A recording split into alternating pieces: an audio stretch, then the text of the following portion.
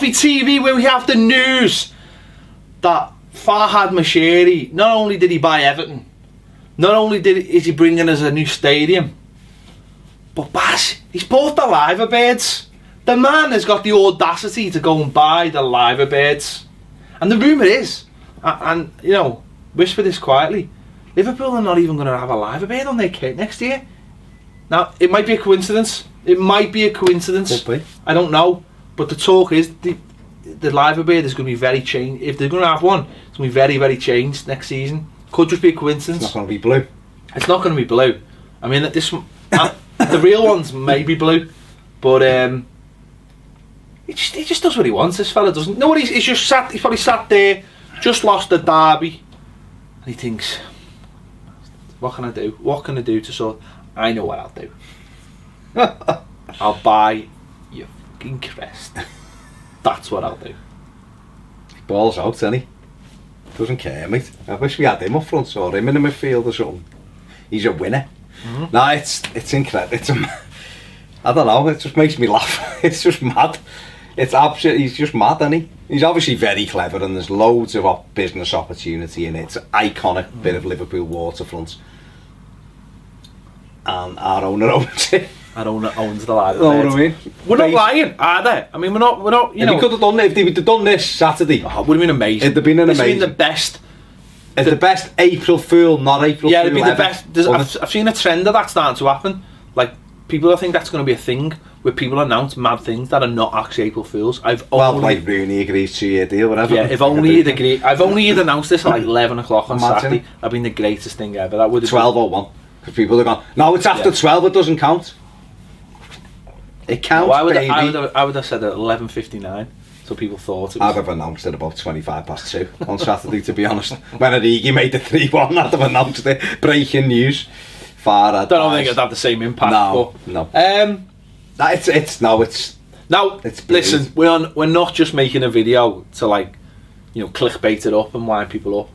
Well, that's part of the reason. But I suppose there's real sort of connotations to this, to Everton. I mean, the first thing is, the talk is that Everton's admin departments are going to be moved into the building. Yeah, and if people don't know, Liverpool have offices in Liverpool city centre at the bottom of Tyburn Street, in this lovely building, and that's where they do like LFC TV and stuff, state of the art. So it's not in the ground, it's not up at the training ground, it's state of the art building with, you know, really nice facilities in the heart of the city where business is being done. You know, and that kind of, and it's, you know, you can get people.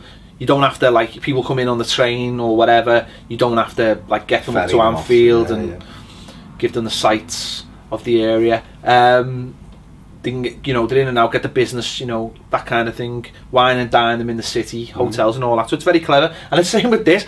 Imagine someone Everton have a big deal, waltz them down, you know, pick them up from the airport or whatever in a private car, bring them down to the Liverbirds, iconic, take them up to like whatever floor it is. Look out the window. There's talk of the Royal Blue Mersey. There's talk that he's asked for a corner that overlooks the Mersey and down to Bramley-Moor Dock. Of course. So exactly. So you know you sit someone down for a meeting and they've got that, and maybe there might be a cruise ship. Well, some Playboy models maybe splashing around in the pool. And Leonardo DiCaprio like that on the top of it. Just draws them in. Well, you said get a car. I just get them off of the private helicopter, take them down to the Royal Blue Mersey on Usmanov yacht. Bams down the Mersey. There's our stadium. Pull up outside the Liverbird. Oh, and I own this as well. Take it up. Giant crest.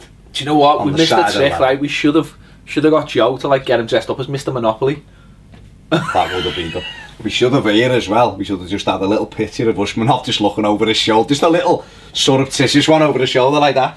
No, but it's really, I mean, it's not, as I say, we're having a bit of a, I think from a business perspective, if Everton are to, because don't forget, remember the building that disappeared in the car park? I do remember.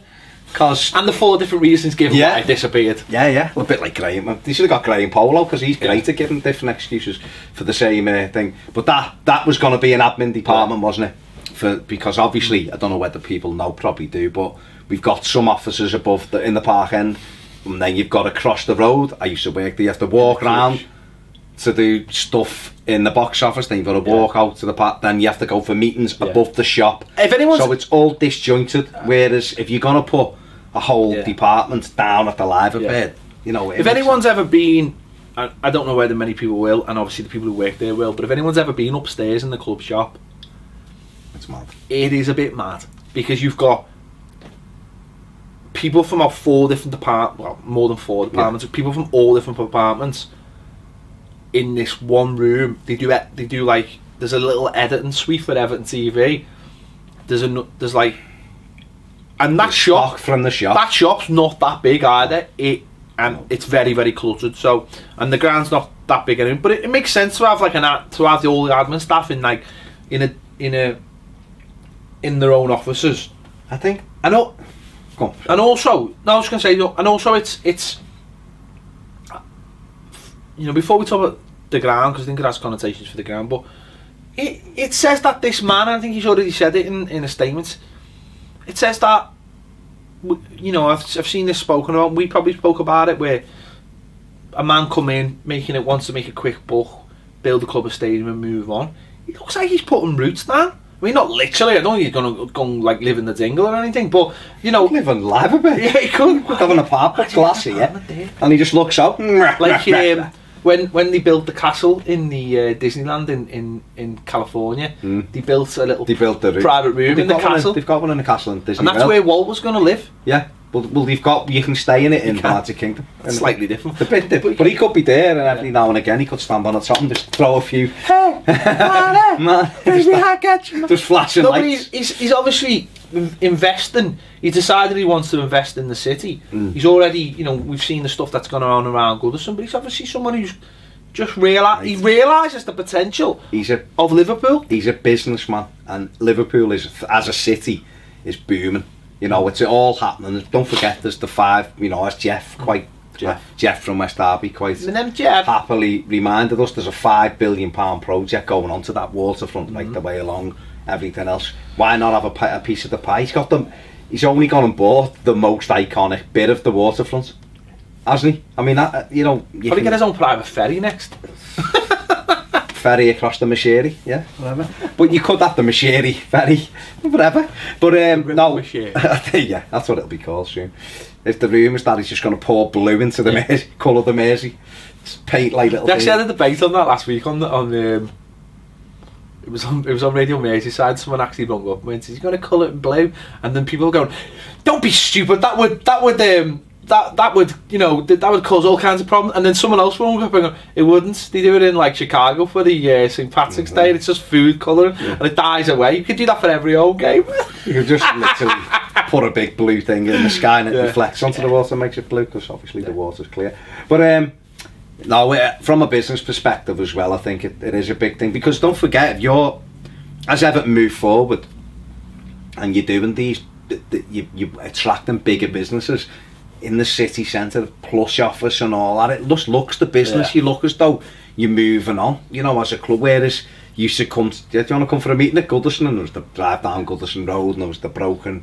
You might have to go to Bing's Chippy to get a scran rather than being able to wine and dine them. Or even worse, in the old days, you took them over to Park Campus. Well, yeah, and they give them directions to Leeds. And go to Leeds, or Middlesbrough, whichever one. But no, I think it's obviously very clever, and you're right, he's not a fly-by-night fella come in, build a stadium, get off.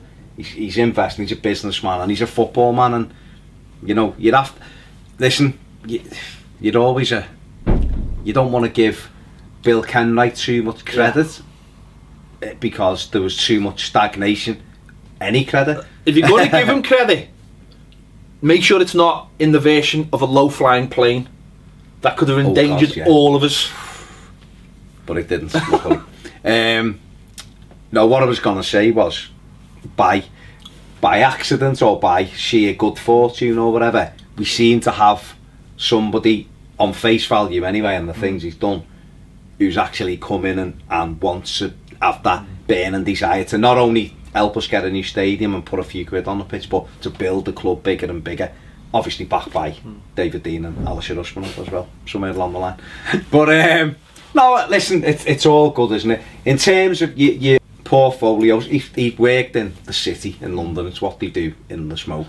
They buy all kinds of... Well, apparently the group he's bought it with, or as part of, yeah, owns £16 billion worth of property all over the world. There you go. So it is a portfolio, isn't it? But it just happens to be the most iconic bit, and with a blue liver bit. I think obviously, for me, the most important thing with this is we knew it anyway, because he wouldn't have bought the land off Peel if he wasn't. I know the stories out of Everton now got to find the funding for the stadium, just sell a bit of his portfolio.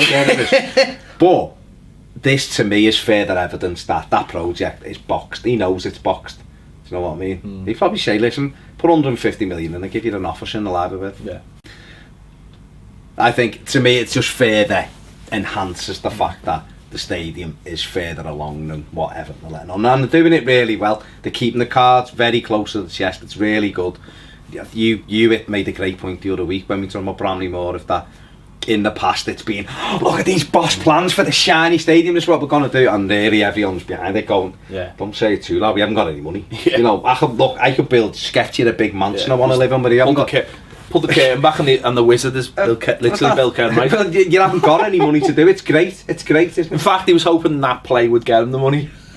We want Toffee TV towers, but unless he decides it's a good venture, it's just a pipe dream, isn't it? So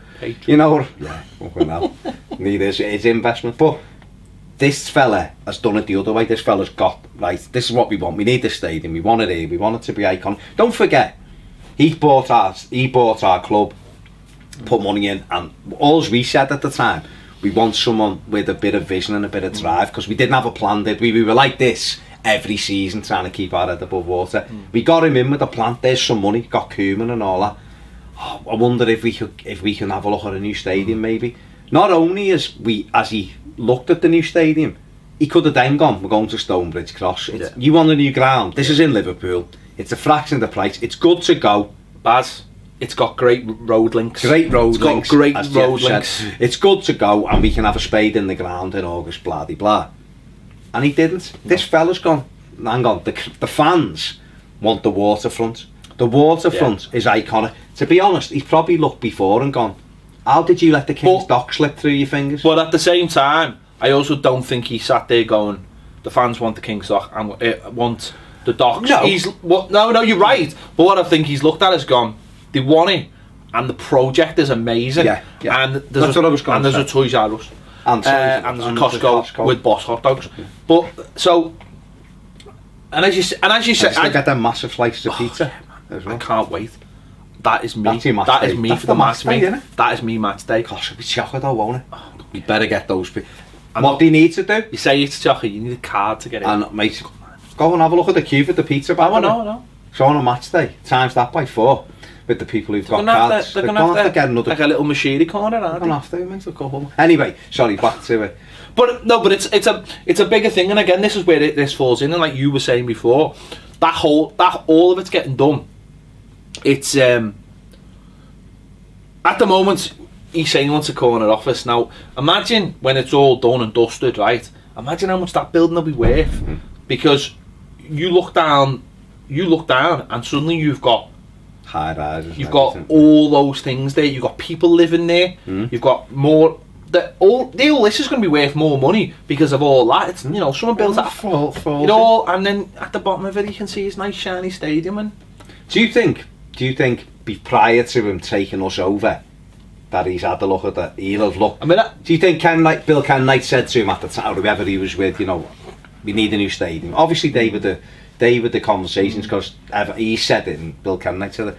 Do you think he said like, we nearly got this on the waterfront and that's my biggest regret? Because he has gone on record saying that's the biggest regret, and then he's probably gone, let's have a look at that. He's gone on Google Earth, let's have a look at the docks. But I think what will have happened is that, let's be honest, he will have got into the conversations with Joe Anderson about all the land I mean, listen, a lot of people don't like Joe Anderson, including my missus, because of the way what's happening in the city at the moment, and the way that, you know, things like libraries are having to shut, and the way the roads are an absolute disgrace and things like that.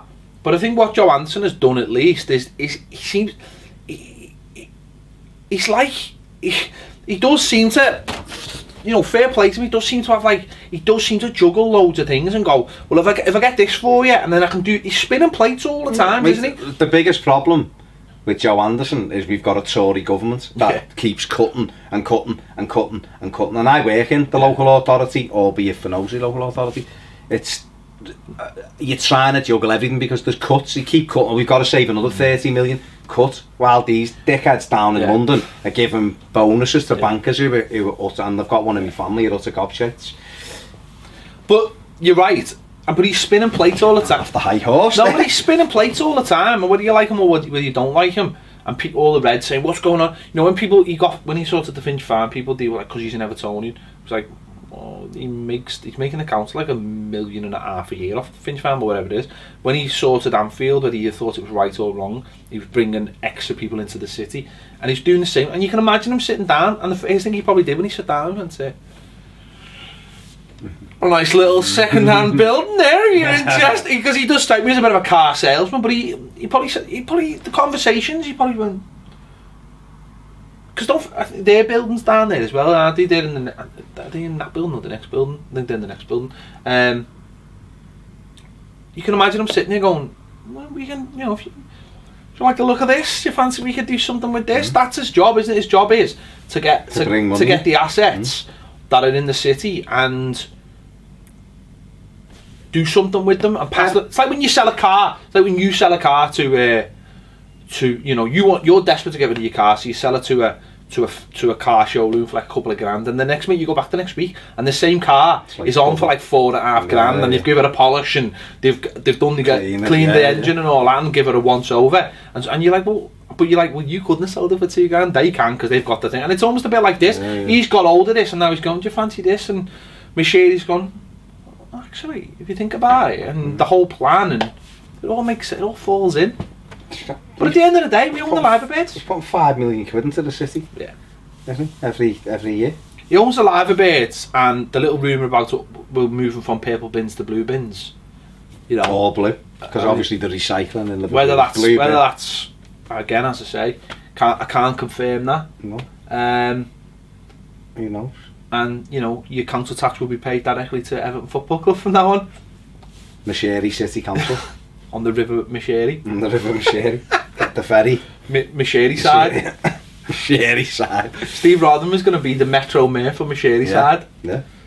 Incredible. There you go. Yeah. Let us know what you think. You might think it's absolutely has no relevance to Everton, but at the end of the day, our owner owns it. Our owners own the liver beds. So yeah, let us know in the comments what you think. If you're a Red, Jeff, you devoed. He's probably still dancing with a Regi's shot, isn't he? To be fair to him. Down, I wonder if like FSG are going to try and buy Prince Rupert's Tower or something. Might they, mightn't he? Moshiri's I'd actually like Moshiri to go. He's probably already. I'd actually like him to go and buy that. He's probably already off Joe and painted the blue. And no, don't do anything with it. Just clear it up and just. He's probably already bought it. Make sure that it's looked after, and that's all.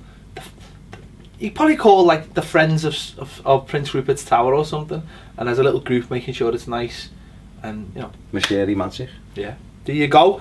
Yeah, let us know in the comments what you think about this and anything else we've been discussing. Thanks for watching Toffee TV. We'll see you later.